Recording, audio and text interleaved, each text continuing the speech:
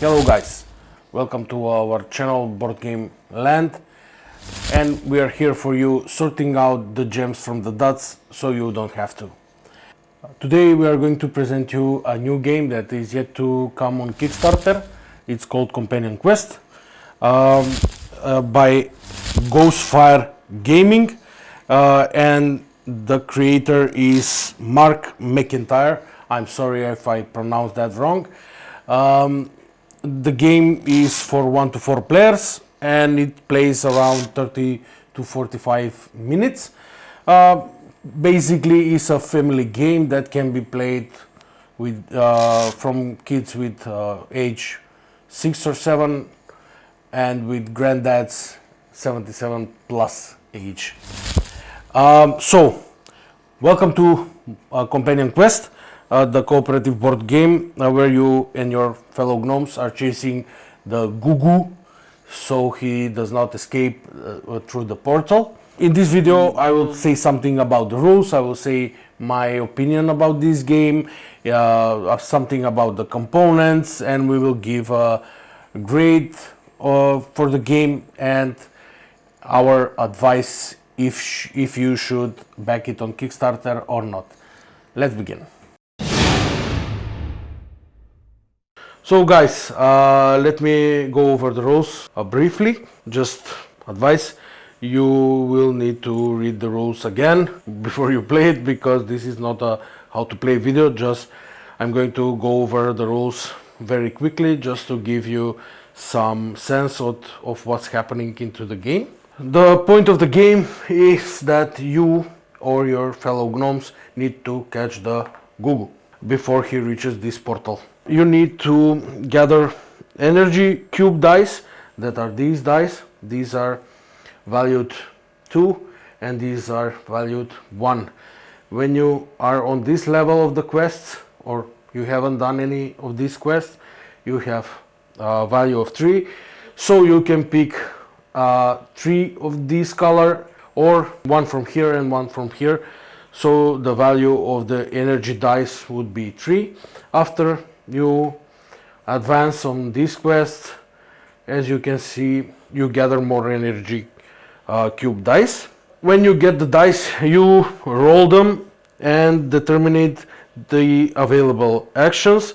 Dice can be used to complete portal problems, also aid your fellow gnomes, or just to finish up these quests so you can get some rewards and get close to the Gugu. When you complete these quests, you are moving the head along, and when you get to the end, you flip them. As I flip this one, you get some of the rewards and you move 1 space up front. Also, each quest has a special rules that can affect your gameplay. So some of them are saying that when you roll an odd number of dice, you need to reroll them every time you put 1 on the quests or on the portal problems. But the portal problems are also very important because there are challenges like these two and dangers like this one.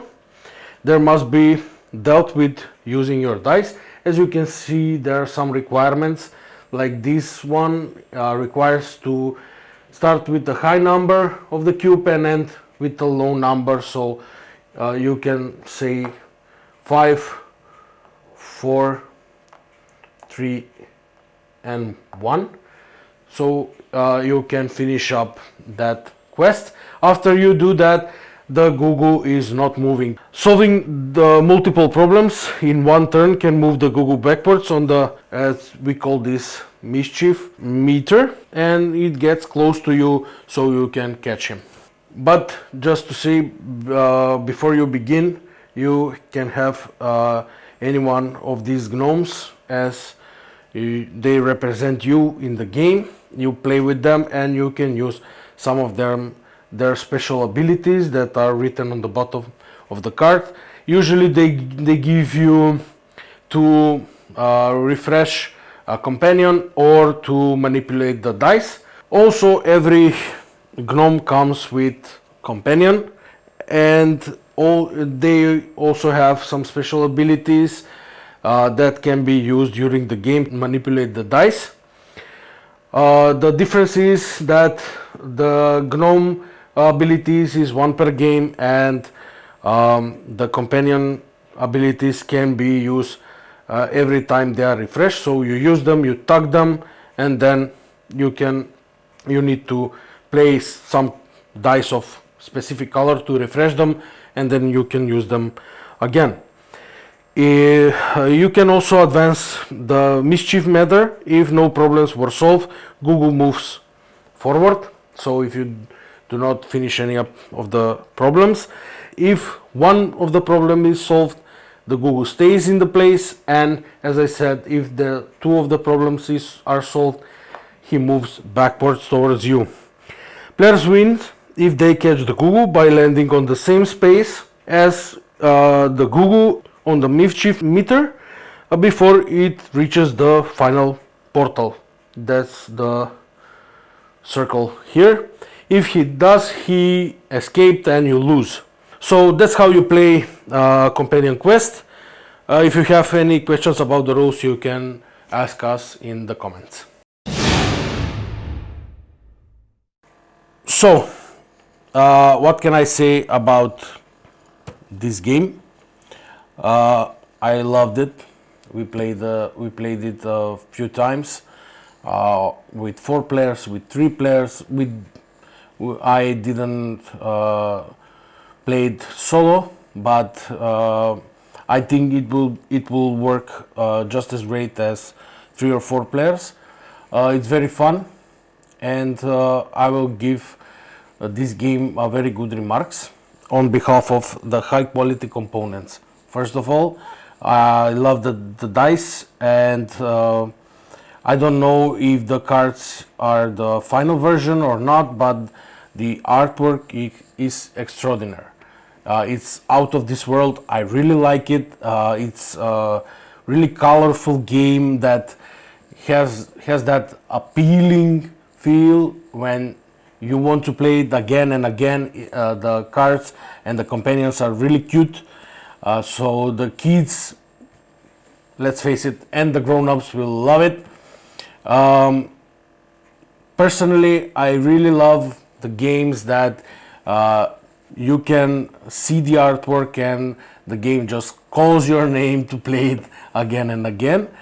Also, I would like to say that it's really fun and engaging gameplay. There is a bit of strategy that you need to work out with your friends or colleagues or fellow gnomes to catch the Gugu. And the one thing I would love to say that every single game that we played was different. The first one we lost very quickly. The next few we won, but it was a long game, and the few of the last games were really short and we won. So you never know what's going to happen because you need to reveal the quest and the danger cards. But you have that feeling that no one player is playing the game. Everyone, you have the debate what you should do and what's your strategy and what you should focus on. But when you roll the dice, it's all about your hand. So every person decides for himself. It's not a one-man show like many of the cooperative games are. And believe me, you will have a lot of fun playing it. Also, I would like to say that it's a very unique theme, and the mechanics are a bit, how to say, not used very much in the board games, but I like them. I'm not a fan of games with dice, so the luck-based, this game is a luck-based because when you roll the dice, you never know what your hand is going to be. That's one of the two things that I think maybe some of the players will find not so fun, but it's a cooperative game. It needs to be involved a bit of luck. And the second thing I would love to say that I hope that in the final version there will be much more quest, challenge and danger cards, because the replayability will rise on a next level when you basically do not know what quest card you're going to flip. But the game is fun this way, really fun. We played it 7 or 8 times, so every game was different.